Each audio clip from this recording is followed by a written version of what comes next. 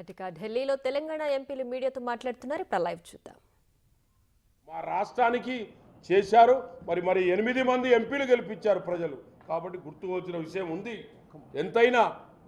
కాబట్టి నేను ముఖ్యంగా ఏం చెప్తున్నానంటే మా రాష్ట్ర ప్రజలు బీజేపీ పార్టీకి బుద్ధి చెప్పవలసిన అవసరం ఉన్నది.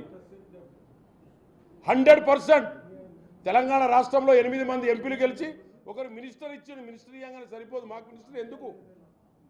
ఏ బడ్జెట్ ఇవ్వదు. కాబట్టి వారికి బుద్ధి చెప్పవలసిన అవసరం ఎంతైనా ఉంది. తప్పకుండా మా ప్రజలే బుద్ధి చెప్తారు. Thank you. దీని మీద తెలంగాణ నుంచి చాలామంది ఫోన్లు చేస్తున్నారు.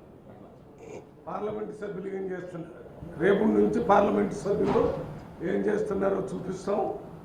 ఇప్పుడే బలరాం నాయక్ గారు చెప్పినట్టుగా ఈ 8 మంది బీజేపీ ఎంపీలు, ఎంఐఎం ఎంపీ అందరూ కూడా కలిసికట్టుగా రావాలని మేము వారికి విజ్ఞప్తి చేస్తున్నాం.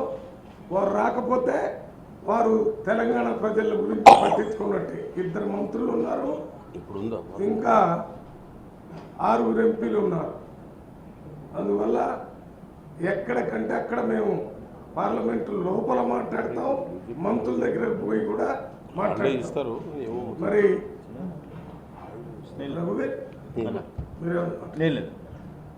సో ఇప్పుడు రఘువీర్ రెడ్డి ఆయన నల్గొండ ఎంపీ, అక్కడ పక్కన పెద్దపల్లి ఎంపీ గారు, వీరు మహబూబాబాద్ ఎంపీ, వీరు వరంగల్ ఎంపీ, నేను నాగర్ కర్నూలు ఎంపీ. మేము ఇంకొక 2 కూడా రావటం లేట్ అవుతుంది, ట్రాఫిక్లో ఆగిపోయారు కాబట్టి. లేకపోతే మేము 8 మంది కూడా పార్లమెంట్లోనే మాట్లాడుకున్నాం దీని మీద తీవ్రమైన పోరాటం చేయాలని. ఎవరు? Khammam MP Raghuram Reddy, Bhuvanagiri MP Kiran Kumar Reddy. Okay, thank you.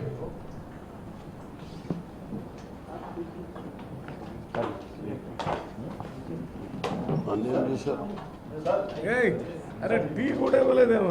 Tea ఎవరికి ఇచ్చారు? ఎంపీలకు టీ